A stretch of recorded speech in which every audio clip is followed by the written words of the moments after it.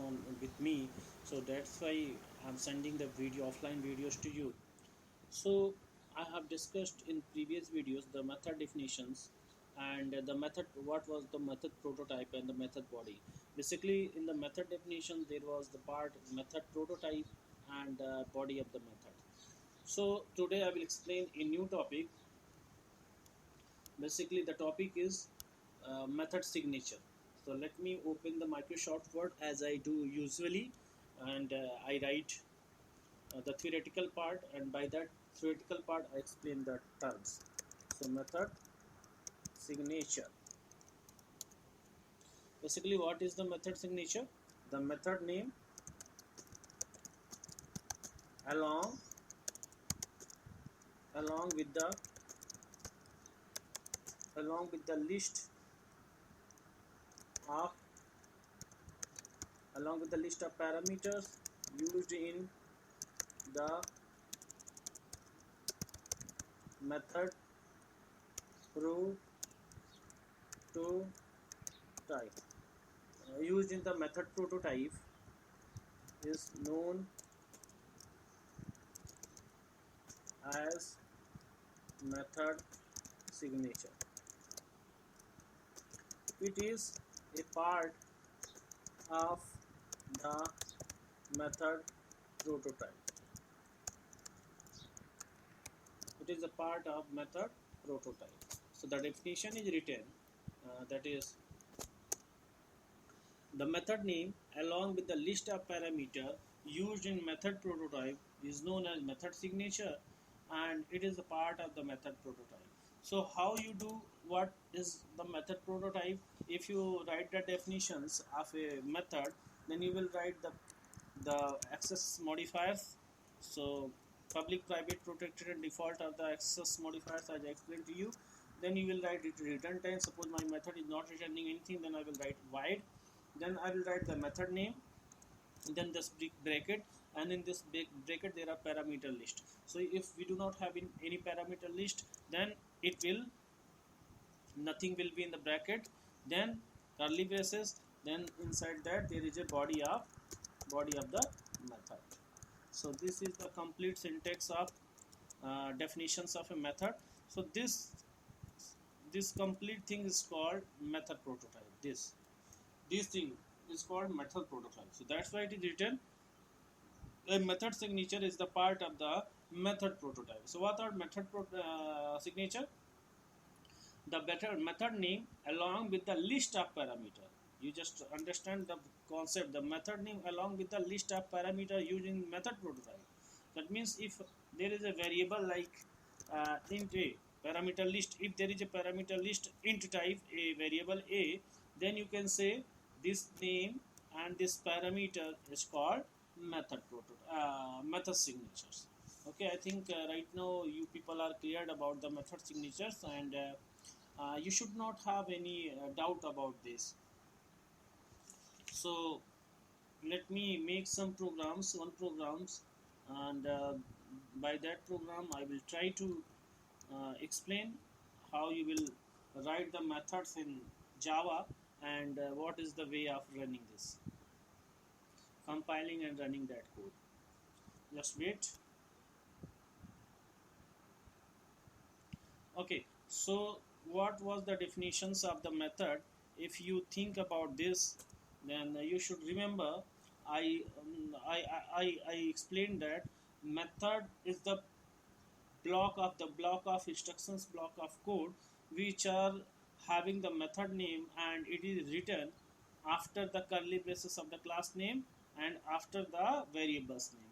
Suppose I have a variable of int and float type of the class variable, so I will write over here int a equal to 12, and I have one more variable float, and this should be downside float, and there will be one terminator float float b equal to 12.2. I for 12.3 I have these variables, two these variables. So these are the class variable, and it is also called the global variable. Okay, if the variable is not inside any methods, it is just below the class name, then it is called global variable. So the definition of the method is you will write the method definitions just outside the global, just after the global variable. So I will write here the method public void add, and this is not having any parameter, so I am writing the method for printing. Listen very carefully, for printing hello. So I will write system.out.println, and I will write inside here hello hello, and the curly braces is closed. Then after that, what I will do? So public static void main string args, I will do, I have to make the object of Pramod Kumar class. So as you know earlier that how you will make the object of Pramod Kumar, you will write here complete name Pramod Kumar, and you will write space, make space, and then after that there will can be any name of the object. So suppose I am writing the obj equal to, and you can write any name, you just understand my word, you can write any name. So obj space obj, then equal to, then new, then again Pramod Kumar, and bracket over here. So basically this is class name.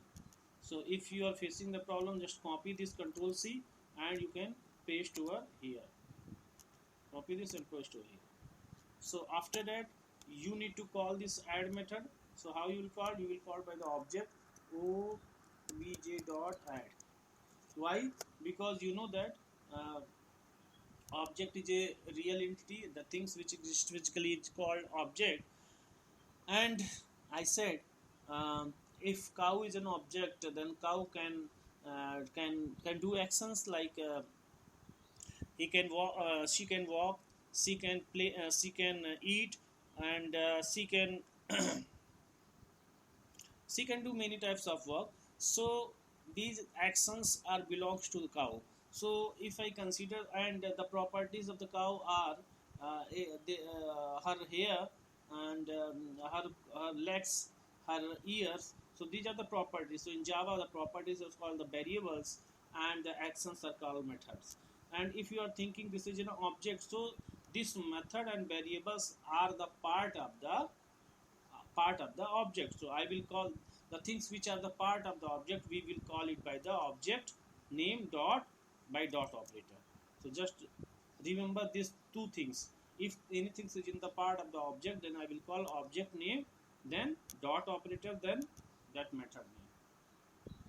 So if I call this, then it will print hello. So I will, because this is hello, so I will write it in the system.out.println, and I will call this one system.out.println.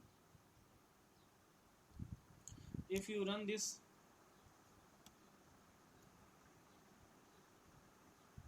incompatible types, basically I explained you earlier that if you are writing a float data type, then you must write here if f, capital F or small f, because students, as you know that if you're not writing anything, then it shows the uncompatible type error, and yeah, the compiler will think that you have written the double type, that means it always want to move in the double data type, because double data type precisions are very nice, and so it will think it is a double data type, and it will want to connect in the double. So that's why it will raise a problem. So you must write here the small f or capital F. Let me compile this again. Here where did void type not allowed here. Basically students, this is a new concept for you. Basically in println you cannot write anything which are not returning any, that means